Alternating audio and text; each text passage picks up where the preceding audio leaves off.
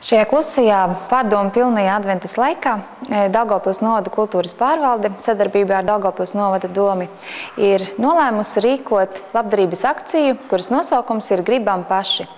Šīs labdarības akcijas mērķis ir savākt līdzekļus diviem Daugavpils novadā dzīvojušiem bērniem, Annijai Bolužai no Labolas pagasta un Teodoram Lipkovam no Kalkūnes pagasta.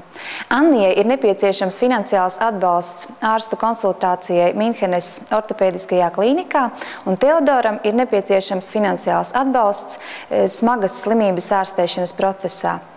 Mēs aicinām visus labas gribas cilvēkus palīdzēt šiem bērniem, jo mēs uzskatām, ka tikai saliekot visus savus spēkus kopā, mēs varam palīdzēt. Naudas līdzekļus būs iespējams ziedot 2 pasākumu laikā, un arī laikā no 4. līdz 23. decembrim.